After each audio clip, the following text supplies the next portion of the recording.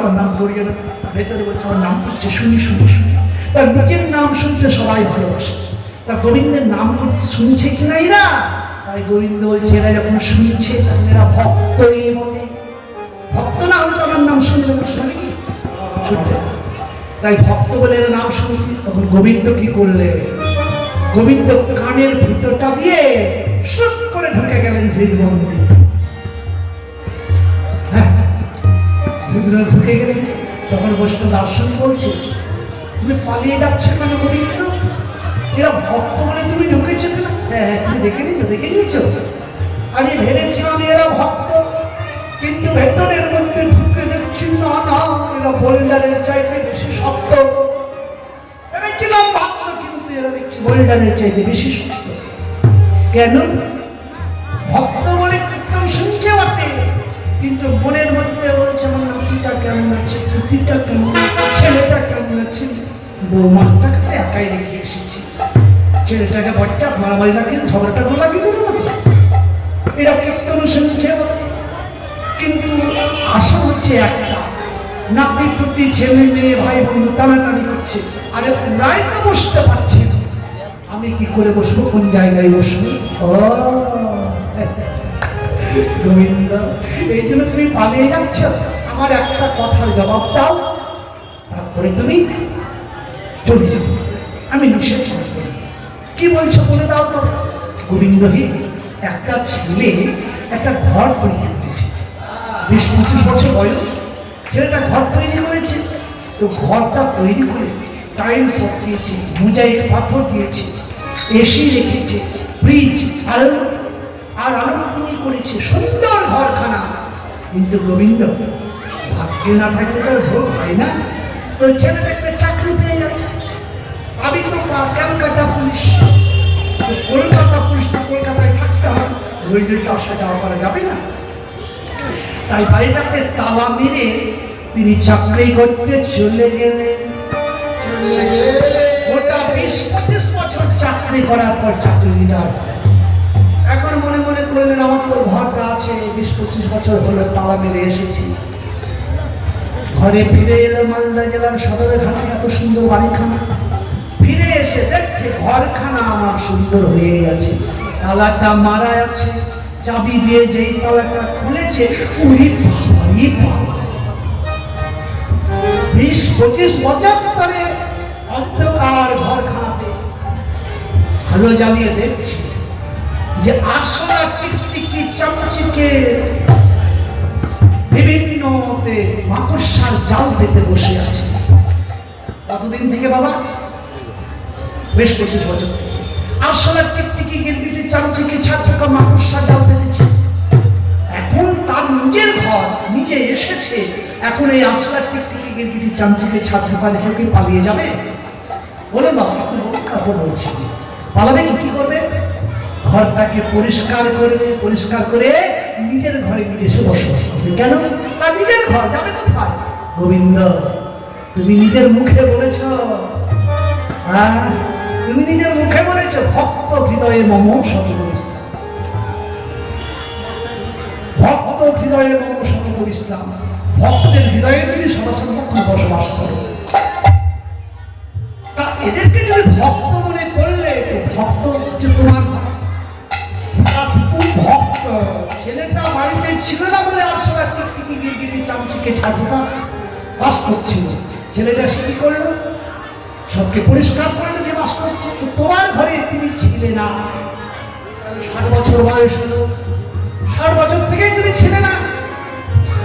আর 40 বছর বয়স হলো, 40 বছর থেকেই তুমি ছিলে না।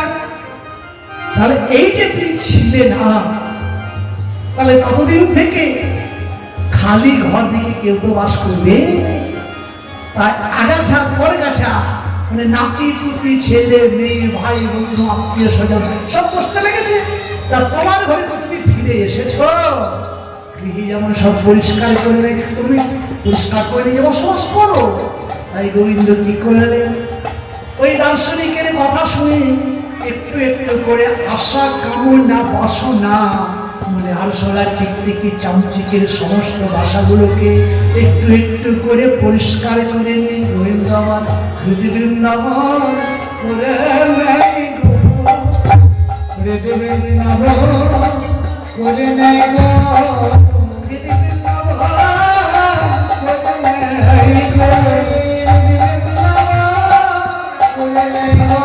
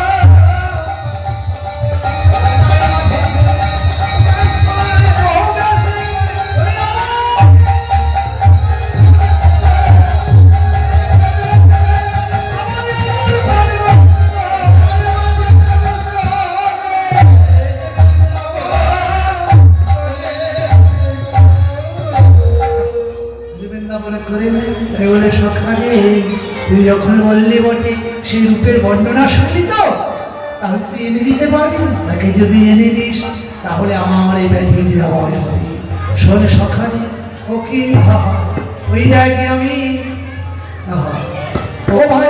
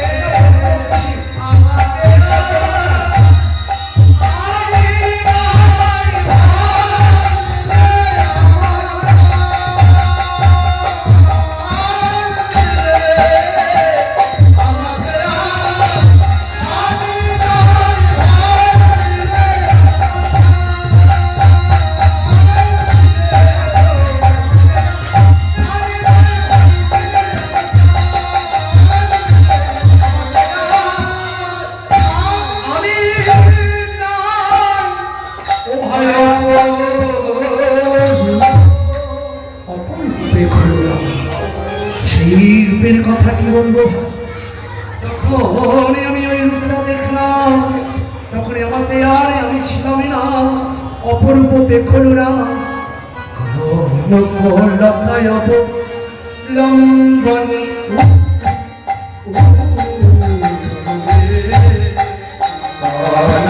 লতায় লম্বনে